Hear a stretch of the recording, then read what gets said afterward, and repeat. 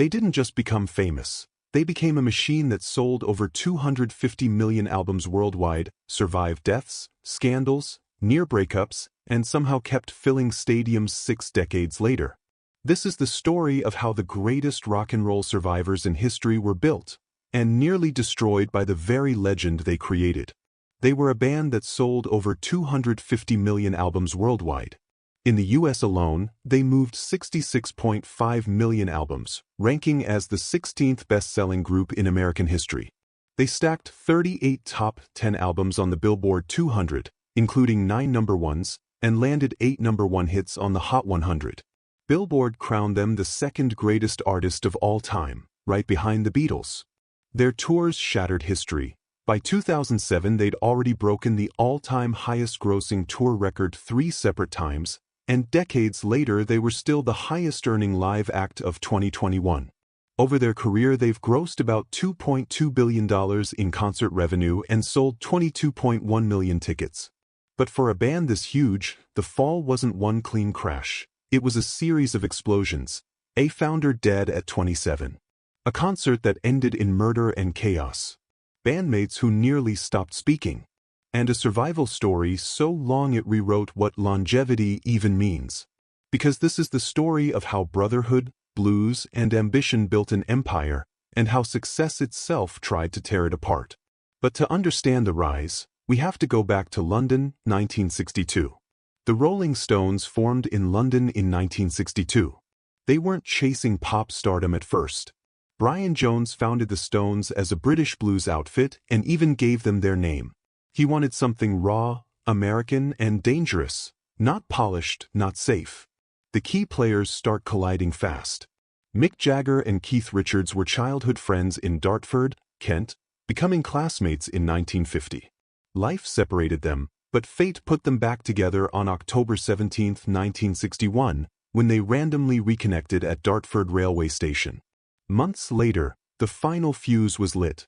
On April 7, 1962, after a Blues Incorporated show at the Ealing Jazz Club, Jagger and Richards met Brian Jones. Jones was already deep in London's R&B scene, restless and determined to start his own band. On May 2, 1962, Jones placed an ad in Jazz News, inviting musicians to audition for a new R&B group at the Bricklayers Arms pub.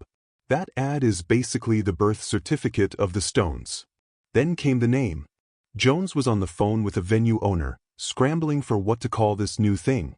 He glanced at a Muddy Waters record, Rollin' Stone Blues, and suddenly said, "The Rollin' Stones." On July 12, 1962, the Rollin' Stones played their first show at London's Marquee Club. The first stable lineup locked in soon after: Mick Jagger, vocalist Keith Richards, guitarist Brian Jones, multi-instrumentalist and founder Bill Wyman, bassist Charlie Watts, drummer Watts joined in early 1963, and on January 14, 1963, that recognizable early lineup played publicly together for the first time at the Flamingo Club in Soho. Their first real recording milestone arrived fast. On June 7, 1963, they released their debut single, a cover of Chuck Berry's Come On. This wasn't just another beat group. Their identity was different. Where other British bands were leaning into clean suits and charm, the Stones pushed grit, blues-rooted, rhythm-heavy, snarling. They pioneered the gritty, rhythmically driven sound that would help define hard rock, and by 1964 they were at the front of the British invasion, exporting that danger worldwide. But even here, in the birth glow, the seeds of destruction were already there. Because this band was built on contrasts: Jones the visionary blues obsessive, Jagger the ambitious star, Richards the stubborn engine, and a chemistry so powerful it could make history or burn itself down. Once the Stones hit their stride, it was like a rocket catching fire. They didn't just release a few records, they built a mountain. Across their career they released 31 studio albums, 39 live albums, and 28 compilations. Every album issued worldwide sold well past 2 million units each, and through studio albums alone they moved a cumulative 113.8 million units. Their greatest hits domination became permanent culture. Hot Rock's 1964 to 1971 went diamond in the US, selling over 6 million copies, and lived on the Billboard album chart for 347+ weeks, not months, years of chart gravity. And the songs? They were nuclear. In May 1965 they recorded I Can't Get No Satisfaction. It became their first international #1 hit. Legend says Keith Richards wrote the riff in his sleep, woke up, and captured it on a cassette player, then listened the next day with no memory of recording it. The wins kept stacking. But beneath this triumph, their story always had tension simmering. They were becoming the mold for every challenger to come. The Who, Led Zeppelin, Aerosmith, the Sex Pistols, Guns N' Roses, Oasis. But inside the band, success meant pressure, ego, and lifestyle collision. And that's where the trouble began.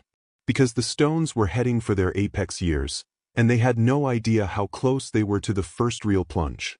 By the late 60s into the early 70s, the Rolling Stones weren't just successful. They were becoming the definitive rock band archetype. On stage, Jagger and Richards shaped the blueprint for decades. Jagger as the preening, magnetic, sometimes narcissistic frontman. Richards as the haggard, obsessive guitarist, living inside the riff. Their look, sound, and image fused into what Britannica calls rock's definitive, emblematic band. They were even introduced on stage as the greatest rock and roll band in the world in 1969, a title that stuck like glue. The hits kept coming like history was on autopilot. Paint It Black became a monster. In the UK it peaked at #1, staying on charts for 10 weeks, earning their 6th UK #1. Decades later it still dominates the digital age with over 1.4 billion Spotify streams, their biggest streaming song ever. Then came the albums that turned them into myth. 1971, Sticky Fingers. This was one of the apex moments, the Stones at full imperial power. It produced Brown Sugar and Wild Horses. It also debuted the first usage of their now immortal tongue and lips logo, basically branding rock rebellion forever. Brown Sugar wasn't just popular, it became canon, later landing at number 495 on Rolling Stone magazine's 500 Greatest Songs of All Time list. And they weren't slowing. 1972, Exile on Main St. Today it's accepted as one of the band's greatest albums, the kind of record that doesn't just define a band, it defines a genre. 1973, Goat's Head Soup. It gave the world Angie, which hit #1 in the US 1978. Some Girls. Another era reset, sounding hungry, chaotic, alive. It delivered Miss You and Beast of Burden. 1981, Tattoo You. Biggest track, Start Me Up. A stadium ignition button for the next 40 years. The Stones weren't only chart kings. They were touring titans. They set the all-time touring revenue record 3 different times, in 1990, 1995, and 2006, more than any other act ever. Their Voodoo Lounge tour, starting August 1994, grossed $300 million from tickets, merch, and TV rights. It remained the highest-grossing tour of all time for 11 years, 1995 to 2006, holding the record longer than any tour in history. And even that wasn't the final ceiling. By the end of 2005, the A Bigger Bang tour had already totaled $162 million in gross receipts. When it concluded, the full tour take was a staggering $558 million, a record-setting total. Their biggest single concert? Rio de Janeiro, 2006. 2 million people packed in to see them live. So here they were, the peak of peaks. But that moment of glory was also the beginning of the end. Because while they looked unstoppable on stage, everything off stage was cracking. The first collapse wasn't a chart failure. It was a death. July 3, 1969, Brian Jones drowned in the swimming pool at his home at Cochford Farm, East Sussex. He was 27. He was discovered motionless at the bottom of the pool around midnight on July 2 to 3, 1969. The coroner ruled it death by misadventure, noting Jones's liver and heart were heavily enlarged by drug and alcohol abuse. Only weeks earlier, in June 1969, the Stones had dismissed him from the band. His replacement was Mick Taylor. The founder who named them was suddenly gone, removed, then dead. And 2 days later, on July 5, 1969, the Stones played a free concert in Hyde Park, dedicating it to Jones's memory. A tribute wrapped in shock, grief, and the sense that innocence in rock was evaporating. But worse was coming. Altamont, The Nightmare on Film, 1969. On Saturday, December 6, 1969, the Stones played the Altamont Speedway Free Festival. Around 300,000 people were there. Security had been handed to the Hells Angels, reportedly paid with $500 worth of beer, a decision that would become infamous. During the Stones' performance of Under My Thumb, a young black man named Meredith Hunter was stabbed and killed by Alan Passaro, a Hells Angel. It happened only 20 feet from the stage. Altamont ended with 4 deaths total. Hunters murdered 2 people killed in a hit-and-run car accident, 1 person drowned in an irrigation canal. Passaro was tried, but acquitted on self-defense grounds. The Stones finished their set despite being aware of the skirmish, fearing that stopping could cause a riot. And it was all caught on camera in Gimme Shelter, the documentary of their 1969 tour. Even Rolling Stone magazine later described Altamont as a cocktail of diabolical egotism, hype, ineptitude, money manipulation, and a fundamental lack of concern for humanity. The venue had even been changed only 2 days before on Thursday, December 4, 1969, adding chaos to an already volatile setup. Altamont didn't just stain the Stones. It marked the symbolic end of the peace and love 60s. For the Rolling Stones, the fall had arrived in full death, violence, and public trauma. And the consequences would echo for decades. After Brian Jones's death and Altamont, the Stones didn't disappear. They mutated. They built a new power base. From 1971 to 1992, they ran their own label, Rolling Stones Records. That move mattered, because the band still owns their catalog from 1971 onward, while their pre-1971 work belongs to ABKCO Records. This wasn't a band drifting on old glory. They were aggressively controlling their legacy. But internally, new fractures formed. December 1985, Ian Stewart died of a heart attack. Another foundational piece lost. Then came the slow-burning war between the 2 pillars, Jagger and Richards. By the mid-1980s, relationships were so bad the Stones almost broke up. Keith started calling Mick Brenda or Her Majesty, mocking what he saw as diva behavior. The tension went public through solo careers. Mick Jagger released She's the Boss in 1985. Keith Richards fired back with Talk Is Cheap in 1988. Even years later, the hostility lingered. Keith's candid memoir Life in 2010 sparked fresh friction. He even trashed Jagger's 2001 solo album Goddess in the Doorway, calling it Doggst in the Doorway. Yet somehow, they kept re-choosing the band. Keith himself has said Charlie Watts was basically the reason he still played with Mick. He once said in 1979, "If Charlie wasn't doing what he's doing on drums, you'd find out Charlie Watts is the Stones." And the lineup still shifted. Bill Wyman's departure, after years of deliberation, was made official in January 1993. After he left, Darryl Jones became the regular bassist. These were big changes, but the Stones just kept moving forward. You might think the story ends with them stabilizing as elder statesmen. They were decorated royalty now, inducted into the Rock and Roll Hall of Fame in 1989, with induction speech delivered by Pete Townsend of The Who. Inducted into the UK Music Hall of Fame in 2004. Received a Grammy Lifetime Achievement Award in December 1985. Secured 4 competitive Grammys overall. Voodoo Lounge won Best Rock Album at the 1995 Grammys.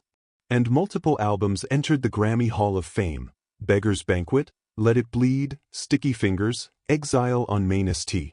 It feels like closure. But the story wasn't over. The late career fall wasn't about charts. It was about mortality. August 24, 2021, Charlie Watts died at age 80. Before he passed, Watts had personally recommended Steve Jordan as his replacement if anything happened to him. So after 2021, Steve Jordan became their regular drummer. It was the end of an era, but also proof of how the Stones planned for survival even in grief. Still, even with that loss, they did something almost impossible. They returned with new original music. October 20, 2023, the Rolling Stones released Hackney Diamonds on Polydor Records. Their first album of original material since 2005's A Bigger Bang, an 18-year gap. It became their 31st studio album, confirming their creative output 6 decades in. The title itself is London slang. Hackney Diamonds is Cockney for shattered glass, a perfect metaphor for a band that survived breaking again and again. The album was packed with history and reunion energy. Features included Elton John, Lady Gaga, Paul McCartney, Stevie Wonder, and even former bassist Bill Wyman. 2 tracks, Live by the Sword and Mess It Up, included Charlie Watts' performances recorded in 2019 before his death. And the world responded like they never left. Hackney Diamonds hit #1 in 20 countries, including the UK, Austria, Australia, Greece, Argentina, the Netherlands, and Germany. It was the biggest-selling album of 2023 in Germany and the biggest-selling band album released in 2023 in the UK. Overall, it charted at #1 in 19 territories and sold over 1 million units since release. Then came the final validation. Hackney Diamonds won Best Rock Album at the 2025 Grammy Awards. So what does the rise and fall of the Rolling Stones really mean? They rose from a 1962 London blues outfit into the front line of the British invasion, shaping hard rock's DNA. They survived the death of their founder, the trauma of Altamont, internal wars, lineup changes, and the loss of their drummer. They built an empire that sold 250 million records and still fills stadiums 60-plus years later. No rock band has sustained that level of activity and popularity for so long, and somehow, even after all the falls, the Stones are still standing. So now I want to hear from you. Which part of the Rolling Stones story hit you the hardest? The rise, the tragedy, or the survival? Did you ever see them live? Drop your favorite Stones memory in the comments. And if you want more rise and fall stories like this, make sure to like, subscribe, and I'll see you in the next one.